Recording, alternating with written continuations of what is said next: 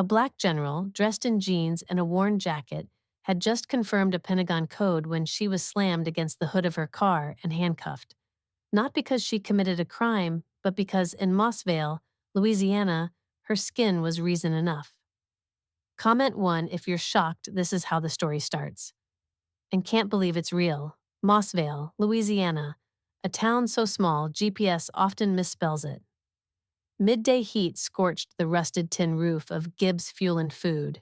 No security cameras, just stares from pickup trucks parked near the pumps. Ayanna Pierce, a U.S. Army general, no motorcade, no uniform, just her and a classified call in progress. Everything was quiet until prejudice stepped out of the shadows. Ayanna Pierce, four-star general, former Middle East commander, security advisor to 3 U.S. presidents. Today she wore an olive jacket, baseball cap, twisted hair, neatly tied, her voice deep and precise, no insignia, no name tag. Because her true mission came through a secure earpiece as she received real-time intelligence updates from military command. But to Lorraine Gibbs, the gas station manager, Ayanna was just a suspicious black woman whispering by the pump. Lorraine didn't know who she was, and even if she had, she still would have called the cops. Gibbs Station. Lorraine speaking. Her voice was dry as sandpaper. I want to report a suspicious woman, might be on drugs, whispering weird stuff in the parking lot. Black, she added, like that explained everything. On the other end, Mossvale PD took the call. Officers Rick Malloy and Brent Slater hit the sirens like they were chasing a fugitive. Ayanna, meanwhile, continued the classified briefing, her tone calm. General Ayanna Pierce confirming. Proceed with Eastern European arms movement intel. And then, flashing red and blue lights reflected across the station windows. 2 officers emerged, hands already on their holsters. Truth no longer mattered. They had chosen to believe what they wanted to see. Ayanna placed her phone on the hood, hands visible, gaze steady. Good afternoon, officers. How can I help you? Rick Malloy stepped closer. His look didn't ask. It accused. ID and vehicle registration. Now. Of course, Ayanna replied calmly, reaching for her wallet. I'm General Ayanna Pierce. I'm on active federal duty. Brent Slater scoffed. A general? Dressed like this? She handed over her military ID and a Department of Defense travel order. Malloy snatched them, glanced, and tossed them onto the hood. Fake, he muttered. The air thickened. Ayanna remained composed, but in her eyes a crack had formed. Turn around, hands behind your back. Malloy's voice cut like a blade. Ayanna didn't move. I'm a senior federal officer. You're violating federal law. Slater didn't wait. He twisted her arm and cuffed her hard. Metal snapped shut, cold, tight. The phone still connected, broadcast static, and then a distant voice. General Pierce? What's happening? General. The officers didn't hear, or didn't care. Malloy shoved her into the vehicle. Bystanders started recording. Some laughed. Most stayed silent. None intervened. She sat on the ground, back against the wall, dust on her collar, wrists throbbing. Malloy radioed in. Suspect is a black female. Non-compliant. A calm female dispatcher responded. The individual is confirmed federal personnel. Pentagon has intervened. Release her immediately pending investigation. Malloy turned pale. Slater froze, retracting his hand from the cuffs like he'd touched fire. Ayanna stood up. She said nothing. She just looked at them, eyes like steel. Then bent down, picked up her phone. The screen was cracked. The call had dropped, but the real operation had only just begun. Outside Mossvale, the world still had no idea what had happened, but in 2 hours, the video would hit the internet. In 4, CNN would say her name, General Ayanna Pierce. And in less than 12, 2 officers would become the national case study in choosing the wrong person, the wrong moment, and the wrong move. As for Ayanna, the marks of the cuffs still fresh on her skin, she rose, not for an apology, but to deliver a historic response. Ayanna Pierce hadn't even left the gas station yet, but America was already beginning to hear her name. Less than 3 minutes after the cuffs came off, the Pentagon's emergency comm system triggered Federal Priority Breach, Level 3. And while two shaken cops lowered their heads, realizing they'd just slapped the face of the government, an online crowd was winding up to slap back. Harder. Comment 1 if you believe a black woman's silence is not weakness, it's precision. The phone, still on the ground, had been transmitting audio until the screen cracked, cutting off the voice of the intelligence officer from D.C. At the Pentagon's Emergency Response Command, Major Ezekiel Boone stared at the blinking screen. Jen Pierce, signal interrupted. He didn't wait. Trace it. Activate high-priority personnel protection protocol. Boone ordered, fingers flying over the keys. A map loaded. One blinking red dot. Mossvale. A town most people in D.C. had never heard of. But today, it would become the center of a national reckoning. Ezekiel Boone, a Pentagon communications commander. Light brown skin, glasses, and eyes that read data like they were decoding the world. He didn't wear stars like Ayanna, but every secure line ran through him. The only person who knew in real time that one of America's top generals had gone dark in a rural town. Standing beside him, Colonel Dana Sharp, deep brown skin, gray-streaked hair, posture like stone. She didn't ask why, she moved. Call Barksdale, confirm emergency clearance. If she's compromised, we move. Ayanna still stood by the vehicle, one side dented from the earlier shove, as Officer Malloy backed away, hands trembling, avoiding her stare. We didn't know, he stammered. You had my documents, Ayanna said, voice low but sharp enough to cut. Slater opened his mouth, ready to speak, but Ayanna's gaze stopped him cold. In the distance, phones were live streaming. Voices in the crowd echoed, Bro, she said she's a general, and they still cuffed her. Ain't no way. This ain't right. Under the humid Louisiana sky, her silence made more noise than shouting ever could. And the officers? They still didn't realize what they had just set in motion. Gibbs Fuel and Food still looked like just another gas station. But the airwaves said otherwise. Barksdale Air Force Base had received a Level 3 federal priority code from the Pentagon. Inside the command room, Colonel Elijah Ward took the call, expressionless, his voice dropping like a warhead. She's General Pierce, strategic level emergency. No sirens, no media, just a fleet of black SUVs, armed and silent, slicing down the highway like wind sharpened to a blade. Meanwhile, back in Mossvale, Officer Slater was stumbling through half-hearted apologies. Ayanna said nothing. She didn't need to shout, she only needed to stand, and let her silence speak to every law written in this country's constitution. The ground trembled. A convoy from Barksdale tore into the gas station lot, parking with military precision. Black uniformed officers stepped out, silent, but each footstep a thunderclap. Leading them was Colonel Ward, locking eyes with Ayanna without a flinch. General Pierce, are you injured? She shook her head. Nothing serious. But their careers, she added, gaze still fixed on Malloy, will leave a scar. Slater stumbled backward, eyes wide, like a man realizing he was never in the game, just about to be swept off the board. Retribution wouldn't come through blood, it would come through federal investigations. You are under federal investigation for misconduct. Step back. Do not engage further with classified personnel. Colonel Ward's words hit the pavement like cold steel. Malloy froze. Slater opened his mouth, but the military presence made it clear. This was no longer their stage. Ayanna was escorted to the SUV. No one laid a hand on her. Unlike earlier when they threw her to the ground, no apology was spoken. But she didn't need one. Because in that silence, her authority was no longer denied. It was recognized, not with words, but with an army that stood for her honor. The door shut. Ayanna looked through the tinted glass. The crowd no longer laughed. Hands held up phones. angles from every direction. She knew this moment would not be buried, not like the others. A college kid recording, a middle-aged black woman live streaming. Together they were turning bystanders into witnesses. The SUV engine rumbled.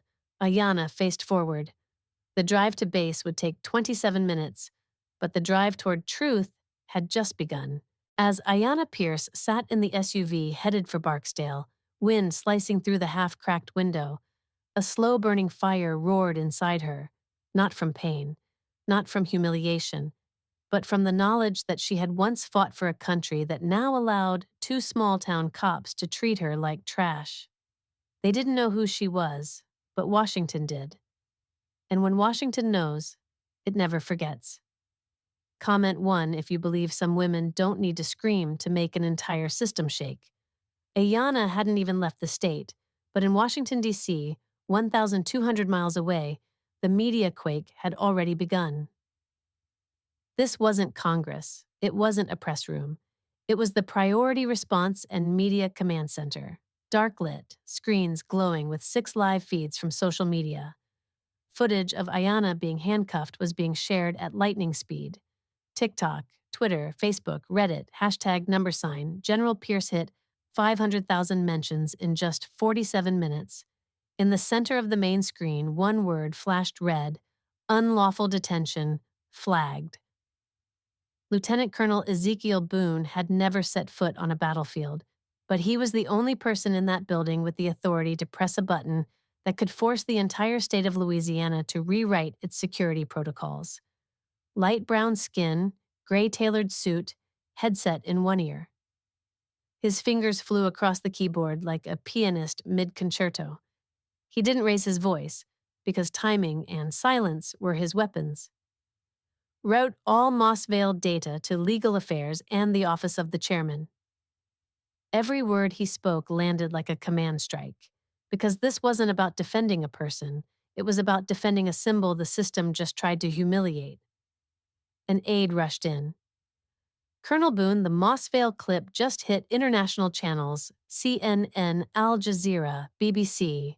They're all running it. Ezekiel didn't flinch. He turned toward Colonel Dana Sharp, the only one in the room who had once seen Ayanna Pierce flip an entire war map in a classified strategy session. Do we need a press conference? Dana shook her head. Number, but we will not stay silent. And that was the beginning of a new kind of conflict, not with bullets, but with soft power, documentation, media, legislation, and justice. The internet had spoken. Now the political system had to answer. Inside the SUV, Ayanna unlocked her second phone, the kind issued only to those with clearance. The signal was weak, but it only took seconds to see what was happening. Her screen was flooded with footage of her being cuffed. One caption stood out: "This is how America treats its black generals." Her expression didn't change, but something heavy settled in her chest. Not because the footage went viral, but because with each replay, she saw the same thing. The way they didn't see her as a human being. No uniform, no insignia, just a black woman standing alone. And that right there, was why this fight would be hers. At the Pentagon, reports began flooding desks. The Judge Advocate General, JAG, had launched a formal independent investigation. The National Security Office demanded a breach review. The President's Chief of Staff requested updates every 2 hours. Colonel Sharp scanned the latest facts and frowned. A local incident has just become a national crisis of trust. Boone nodded slowly. And this time, the people are driving the narrative. Not a federal PR campaign, not a sanitized press release, just a grainy video filmed through gasoline haze and racial bias, and now impossible to silence. Ayanna stepped into the Barksdale Strategic Operations Room, her first in-person briefing in nearly 2 years. She said nothing, just removed her jacket, exposing the red cuff marks on her wrists. Everyone stood, no salutes, just silence, the kind that weighed more than any rank. "How many shares?" she asked. Boone's voice came through the screen. Over 2.3 million. Still climbing. Ayana gave a single nod and turned to the command board. Signal the networks. I'm ready to respond, but this time, not a single question goes unanswered. Ayana sat at the conference table, back straight, arms folded. She was no longer the woman humiliated in the video, no longer the silent figure on the edge of a gas station lot. Now she held the mic, and with it, the weight of what came next. Every move from here, press statements, Senate hearings, classified briefings, would be measured with the mind of a strategist and the pain of someone who'd felt the steel bite of her own nation's doubt. No one in the room dared call it a misunderstanding, because everyone knew this was the verdict the system had written for itself. And as for General Ayanna Pierce, she would read that verdict back to them, line by line. It took just 8 minutes for the United States Air Force SUVs to reach Mossvale. But those 8 minutes felt like a lifetime for the ones who had mistaken the color of their uniform for invincibility. Gibbs Fuel and Food Gas Station looked unchanged on the outside, but when the door of the first SUV swung open, a different kind of authority stepped onto the ground. No weapons, no rage, just presence. Comment number 1: if you believe true power doesn't need to shout. It only needs to be recognized. It was a stifling, hot afternoon. Gas fumes lifted off cracked concrete. A few locals still stood nearby, silent, unable to walk away, unable to look away. Slater leaned on his cruiser, hands in pockets, eyes avoiding contact. Malloy faked scrolling his phone, sweat pooling along his temples. Lorraine Gibbs, the owner, now only dared peek through the window, the arrogance on her face all but gone. And then, they arrived. It wasn't footsteps, it was presence, and it changed the atmosphere entirely. At the front was Colonel Elijah Ward, veteran, black, his gaze sharp enough to cut through excuses. Gray hair at the temples, tall stature, crisp uniform without a single wrinkle. He didn't need a name tag. One glance was enough. This was not a man who came to negotiate. Behind him were 4 armed officers, alert, but not aggressive, ready to defend, not out of pride, but principle. Ward didn't ask for names. He simply looked at Ayana, still standing upright in the middle of the lot, and asked, "General Pierce, are you injured?" "Nothing serious," Ayana replied, her voice steady. "Just red marks from the handcuffs." Ward nodded, then turned to the officers. "You just handcuffed a U.S. general during an encrypted call with the Pentagon. Anything you'd like to say?" Malloy mumbled, We didn't know you had her paperwork in your hand." Ward's voice cut clean, cold. Slater stuttered. "She looked suspicious." "Because she's black?" Ward asked. He didn't raise his voice. The entire gas station went still. No one answered. The Louisiana sun still burned hot. Gibbs Fuel and Food, though full of people, was now silent as a sealed cathedral. And that's when a truth larger than any excuse began to take over the air. Ward turned back to Ayana and offered a sharp salute. The officers behind him followed. A simple gesture, but it froze Malloy in place, his face draining of color. Ayana nodded gently, then said one line. "This doesn't end here." She wasn't threatening, she was informing. Ward continued. "The base has initiated a federal-level investigation. You two should prepare your files." Slater stepped back. Malloy dabbed his forehead with a napkin. Every word Ayana spoke now carried the weight of a countdown, for those who once believed power was the same as privilege. "Escort General Pierce back to base," Ward commanded. The officers led her to the SUV. This time no one dared lay a hand on her. Slater opened his mouth again. "We were just following protocol." Ward didn't even look at him. He spoke quietly, but with weight. "What protocol teaches you to throw a general's documents onto the hood like trash?" No one replied. Ayana stepped into the vehicle, the door closed, not with force, not with violence, only the cold silence of men who had just been exposed. The SUV pulled away from the station. Ayana didn't look back, but Colonel Ward did. He cast one final glance at the officers, not with rage, but like a man witnessing someone throw away their last chance to do what's right. Lorraine Gibbs stood hidden behind the window, no longer smiling, no longer smirking. The entire gas station stood still, as though it had just witnessed a trial without a jury, and Mossvale, from that moment on, was no longer a place where people could hide their prejudice behind the word safety. The SUV rolled on. Ayanna looked straight ahead, past the glass, where the crimson Louisiana sky lit the world like a scene from a film approaching its peak. Her phone vibrated. Dozens of calls from journalists, the Department of Defense, and media advisors. She hadn't responded to any. She opened one text, from Boone. The whole country's waiting on your word. Just say when. Ayanna closed her phone. Not yet, she whispered. But when I do speak, every word will become a required curriculum for the entire nation. In just one night, the name Mossvale, a town no one had ever bothered to care about, became a symbol of shame for a system long rotted from the inside out. People didn't know it for its history, its culture, or its people. They knew it because of one clip, shot on a phone. No script, no edits, just a black woman in handcuffs, and all of America couldn't look away. Comment number 1 if you believe true justice begins the moment we shine a light where others try to hide shadows. 8:03 a.m. In Washington, D.C., a CNN reporter stared at the morning news, stunned.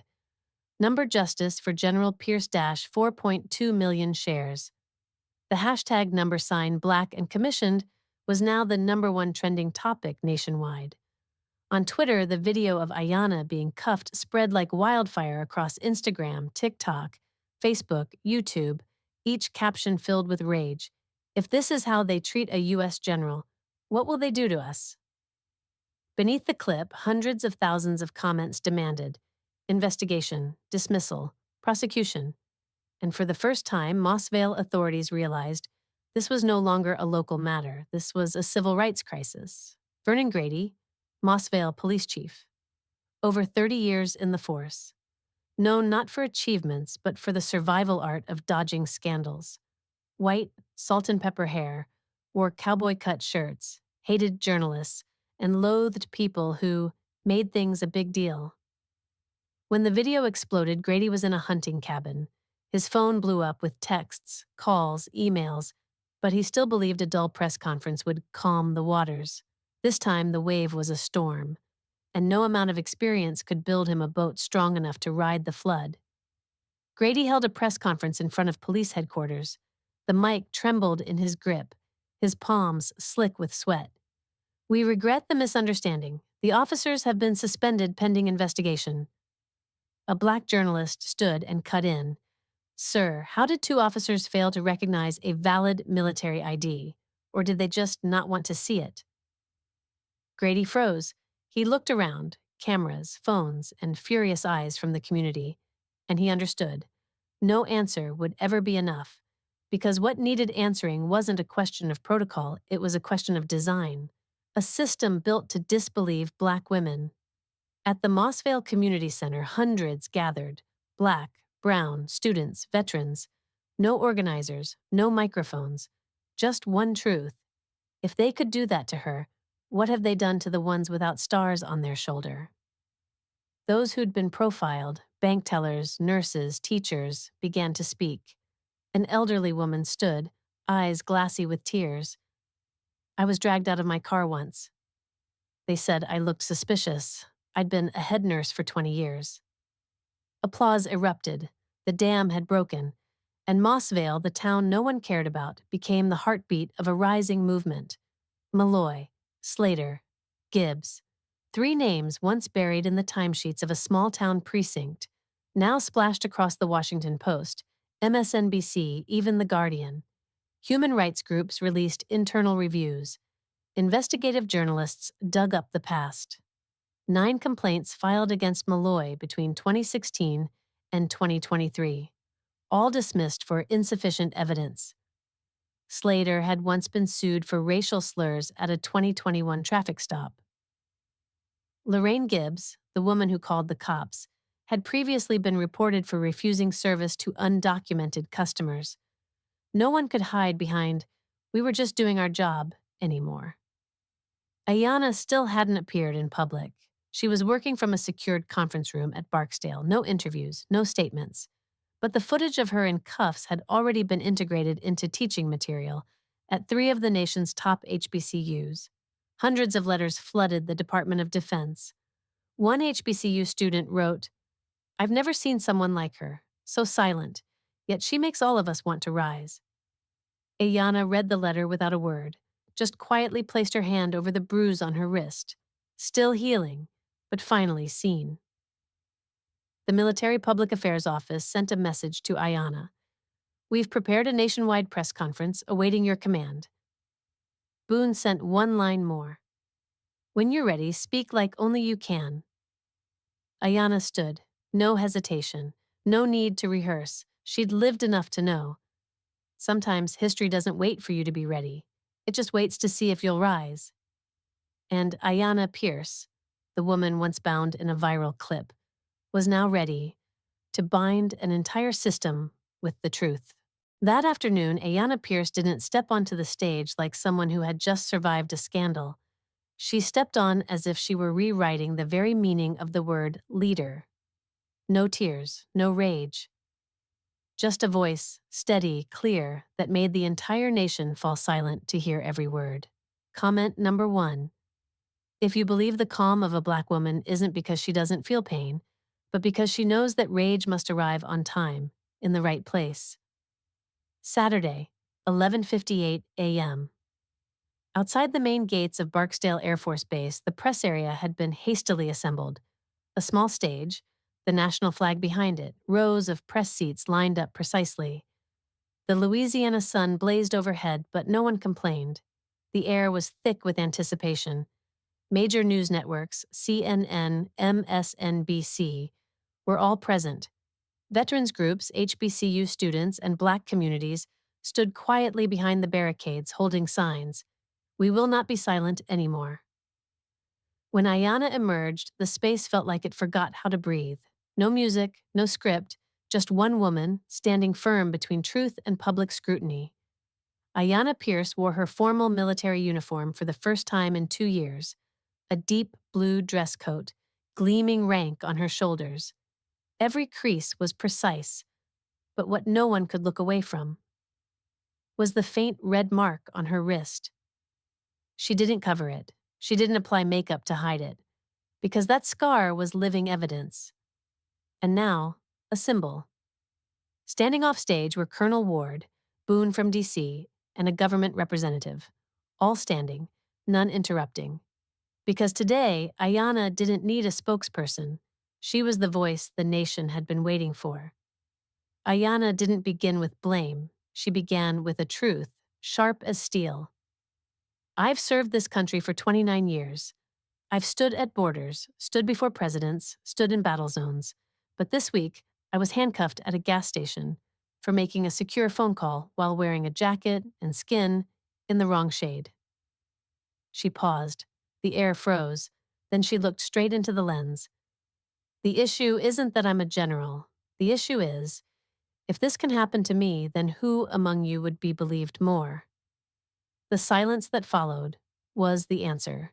"I'm not standing here to ask for an apology," Ayanna continued. "I'm standing here because I've seen the eyes of Black women who are never believed.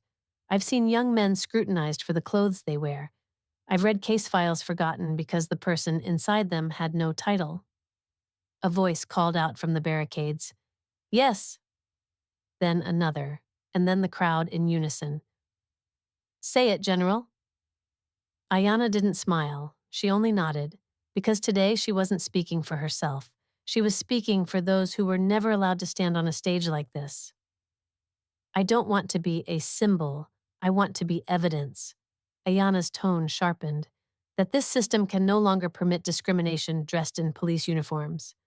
That cameras cannot be the only places where justice exists. And that every small act, even a phone call, can become a summons for an entire system to change." She raised her hand, pointing at her wrist. "I wasn't detained for what I did. I was detained for what they assumed. And today I return that assumption with evidence. Black women don't just exist. We lead." The crowd erupted. Ayanna closed with one line. I wasn't humiliated in Mossvale. They exposed their own shame, and I simply stood there, so the world could see it more clearly. No music, no slogans, just applause. Small at first, then thunderous, then like a storm breaking loose. Boone checked the time. 12:34 p.m. The live stream hit 14 million live viewers. Federal leaders, governors, journalists, veterans all received the full recording moments later, and none of them could say, I didn't know. Ayanna left the stage. No waves, no glances back. She didn't need to, because her story had already left her lips and gone straight into the hearts of those who had been doubted, mocked, or pushed aside. Boone walked up. You just changed the game, he said. Ayanna replied softly, I didn't come to change the game. I came to force them to reread the rules they wrote themselves. She stepped into the car, eyes forward, because the final chapter hadn't arrived. But this time, all of America will have to hear it. When Ayanna Pierce walked into the federal hearing at Capitol Hill, no one dared to look at her as a survivor. She wasn't there to survive. She was there to deliver an indictment. No judge, no jury, just a nation seated, listening to every word, because this time, the truth wouldn't be trimmed to make it easier to swallow. Comment number 1 if you're ready to witness an ending the ones responsible never saw coming. Hearing Room 302, Dirksen Senate Office Building, Washington, D.C. Outside, Black veterans, HBCU students, and civil rights groups had camped out since 5 a.m. Inside, senators, Department of Justice officials, Pentagon reps, and national media were already in their seats. On screen, the clip of Ayanna being handcuffed, a photo of her bruised wrist, a chart detailing police-driven racial bias cases over the past 10 years. They were all waiting for one thing, the testimony of a U.S. general treated like a trespasser on her own land. Ayanna wasn't in uniform today. She wore a white blouse, black slacks, no medals, no insignia, because today she wasn't here as a soldier. She was here as a citizen, daring to ask her country, who are you when no one is watching? Boone sat behind her. Colonel Ward nodded silently. No one needed to speak. Ayanna stepped forward, microphone on. Thank you for inviting me, but let's be clear, I didn't come to retell a tragedy. I came to ask a question of all of you. A senator leaned forward. General Pierce, would you say this was just an isolated incident? Ayanna pressed her lips together, then looked him dead in the eye. The real question is, how many isolated incidents does it take before a system is called broken? Fingers tapped nervously at keyboards. Camera flashes exploded. She continued, if I wasn't a general, if there were no cameras, would I still be here? No one answered, because everyone already knew the answer wouldn't favor them. And that was the real conflict. A system being asked to look itself in the mirror. Ayanna presented files of law enforcement failing to identify valid military IDs, over 700 cases of discrimination for not fitting the image, testimonies from more than 15 others who experienced similar treatment but were ignored. She wasn't storytelling, she was presenting data, loopholes, and raw truth. A young congresswoman nodded. General, you're not just opening our eyes, you're putting your hand on this nation's throat and teaching it how to breathe right. Ayanna didn't smile. She simply replied, I'm not asking for justice for me. I'm demanding a new standard for justice. At the end of her testimony, Ayanna didn't walk away. She stayed at the microphone and looked straight into the live broadcast camera. I call for the formation of a task force made of veterans, legal experts, and human rights leaders to oversee all cases of racially biased law enforcement actions. Senators blinked in surprise. Ayanna smiled slightly. And I volunteer to lead it. The entire room erupted in applause, but not out of admiration, out of the realization that this moment would be printed in history books. The next day, the federal government issued its rulings. The 2 Mossvale officers were permanently dismissed, with records entered. Lorraine Gibbs was placed under investigation for malicious false reporting.